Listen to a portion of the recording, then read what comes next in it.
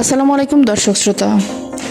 ৬ নম্বর বিশেষ বিজ্ঞপ্তিতে যা জানালো আবহাওয়া অধিদপ্তর, দেখুন বিস্তারিত। বঙ্গোপসাগর এলাকায় অবস্থানরত গভীর নিম্নচাপটি আজ ঘূর্ণিঝড়ে রূপ নিতে পারে। এরপর এটি বাংলাদেশের দক্ষিণ পশ্চিম উপকূলে আঘাত হানতে পারে।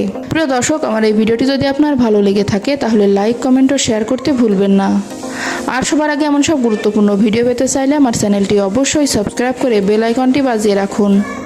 ধন্যবাদ। এদিকে ঘূর্ণিঝড়টি নিয়ে শনিবার সকালে ৬ নম্বর বিশেষ বিজ্ঞপ্তি প্রকাশ করেছে আবহাওয়া অধিদপ্তর।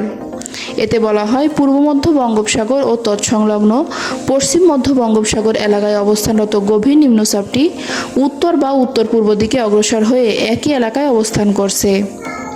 নিম্নচাপটি আজ সকাল ৯টায় চট্টগ্রাম সমুদ্র বন্দর থেকে ৫৬৫ কিলোমিটার দক্ষিণ পশ্চিমে, কক্সবাজার সমুদ্র বন্দর থেকে ৪৯৫ কিলোমিটার দক্ষিণ পশ্চিমে, মোংলা সমুদ্র বন্দর থেকে ৫৪০ কিলোমিটার দক্ষিণে এবং পায়রা সমুদ্র বন্দর থেকে ৪৯০ কিলোমিটার দক্ষিণে অবস্থান করছিল।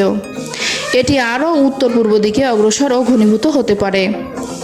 বিশেষ বিজ্ঞপ্তিতে আরও বলা হয়েছে, গভীর নিম্নচাপ কেন্দ্রের ৪৮ কিলোমিটারের মধ্যে বাতাসের একটানা সর্বোচ্চ গতিবেগ ঘন্টায় ৫০ কিলোমিটার, যা দমকা অথবা ঝড়ো হাওয়া আকারে ৬০ কিলোমিটার পর্যন্ত বৃদ্ধি পাচ্ছে।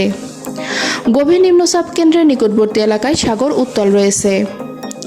এই অবস্থায় চট্টগ্রাম, কক্সবাজার, মোংলা ও পায়রা সমুদ্র বন্দর সমূহকে ১ নম্বর দূরবর্তী সতর্ক সংকেত দেখিয়ে যেতে বলা হয়েছে। উত্তর বঙ্গোপসাগর ও গভীর সাগরে অবস্থানরত মাছ ধরার নৌকা ও ট্রলার সমূহকে পরবর্তী নির্দেশ না দেওয়া পর্যন্ত উপকূলের কাছাকাছি থেকে সাবধানে চলাচল করতে বলা হয়েছে।